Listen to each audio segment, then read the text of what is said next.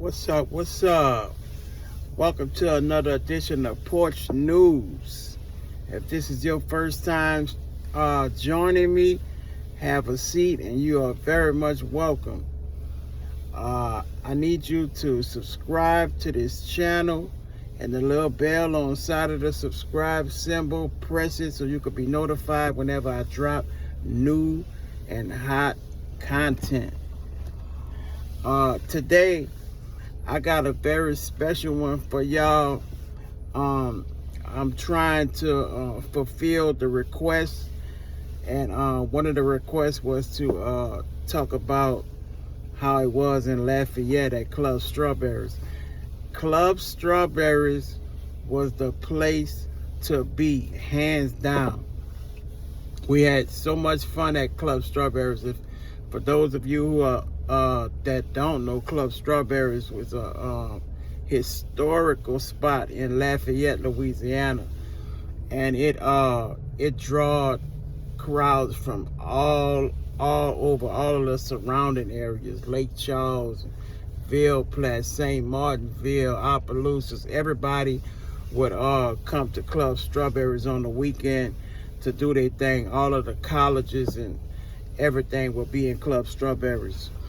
I have two very memorable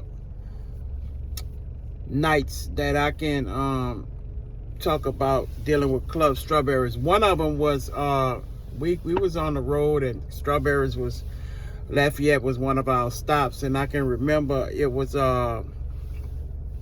UNLV, Cheeky Black, and Bone Thugs and Harmony in concert together. It was outside this time. The event, Club Strawberries, it used to be inside, and then they'll open up outside. It's like a whole lot of acres of land, and when I tell you that entire land would be filled with bodies, so it would be like some kind of festival or something out there, man. Club Strawberries was popping, and anybody who was going out there living in that area during that era could definitely stamp what I'm saying. But this particular show, UNLV, Cheeky Black, Bone Thugs and Harmony, we all doing our thing, we rocking it, right? So I remember we went up there first, and we rocked it out, did our thing, sung our signature songs, and then Bone Thugs and Harmony, they came up and they did their thing. And it's crazy because them guys, they had worse drug problems than us, man. They was out their mind. They was full of that yayo and Hennessy, so Cheeky doing her thing, she rocking it. Cheeky had the hot song, F them, say, guys.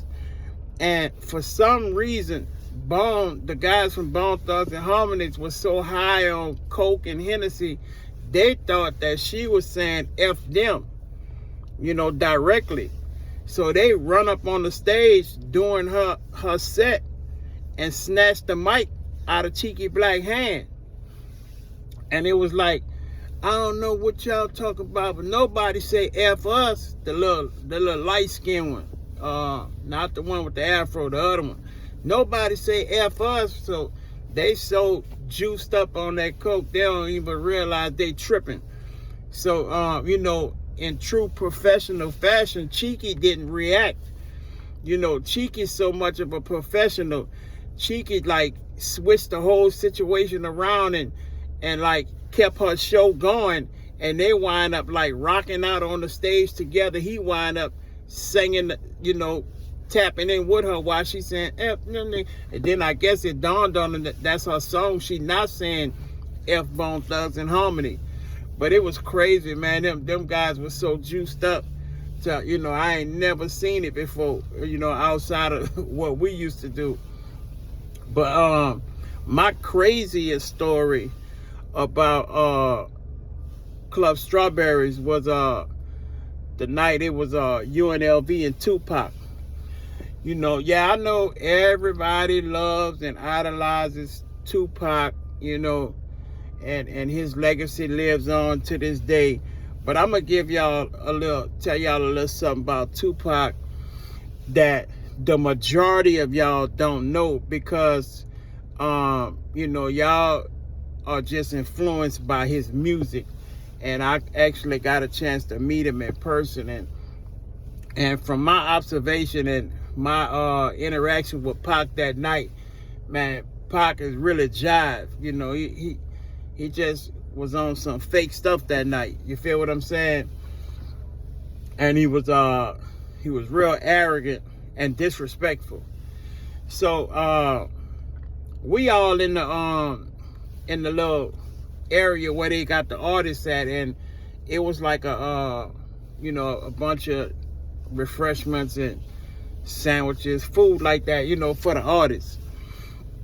And it wasn't like an isolated area, it was like a wide open area. So that's where he was wrong at. So it was set up like a little buffet thing or whatever. We all back there, everybody smoking, drinking. We even, smoked together or whatever. But for some reason, he took ownership of everything that was back there. You feel what I'm saying? All of the food and refreshments, he thought it was for him. This was during that what the name of that Brenda's Got a Baby. When he had the song Brenda Got a Baby. And so we all in the back, and I goes to the table fixing me a little plate or whatever, and he jump up, he over there to the far end of the room, and we on this side of the room. I get up, go fix a little plate or something, and old boy, he just jump up and tell me, don't F with the food. I'm like, man, you tripping. We knew all this. First of all, once you come aggressively like that, we automatically about to match your energy anyway. You feel what I'm saying? So I'm like, nah, man, this for everybody, because unknowing to him, the guy who booked us, which is Bobby Kaye, and definitely Bobby Kaye has been a long time friend of ours, and he is a legend out there in that 337 area. He can definitely verify my story.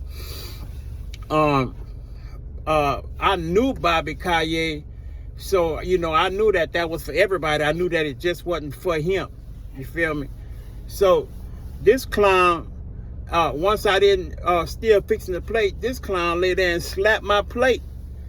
So we about to get it on, but this fool, he got 5, 6 big old goons with him. You know what I'm saying? And it's just like me, y'all, 1 or 2 security, the DJ, and our manager. You feel me?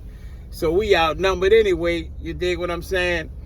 And before it got escalated, his people, his little security, backed him down. But the fake part about it is, he after he slapped my plate, he kind of like got behind them to where they shielding him anyway. You feel what I'm saying? So, but let me tell you how karma got hold to his ass.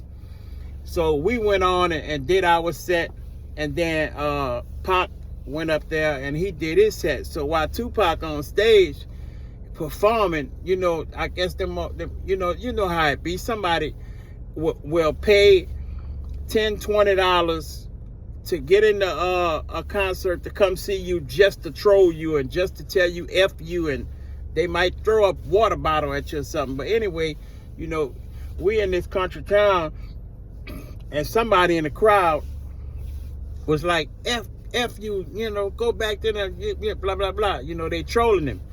So this fool, he's so much in his feelings and so arrogant. He was like, who you talking to? He on the mic, then stop doing his show, and like, who you talking to? Blah, blah, blah, blah. They go to bam, bam. And this fool jumps off the stage into the crowd. Why did that boy Tupac do that?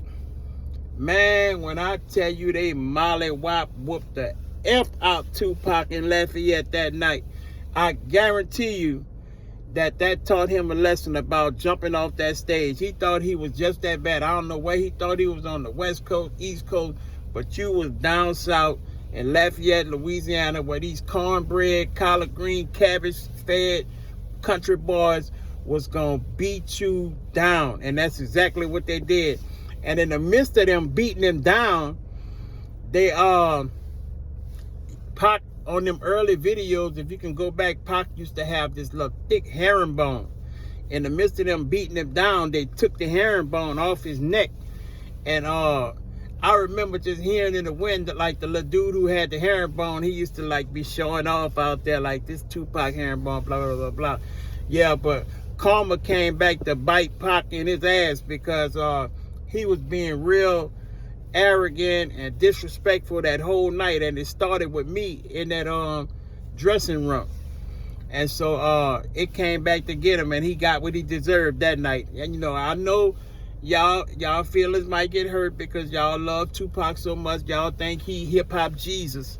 But I got to meet him to know, and for myself, not with nobody telling me or not what I heard, I know that he's an a-hole. He was an a-hole. But anyway, rest in peace to Pac. You know what I'm saying? He was great. He was a great rapper, but his attitude was jacked up, man. Definitely. But I'm going to wrap it up right there, man. I thank y'all for joining me for this episode of Porch News.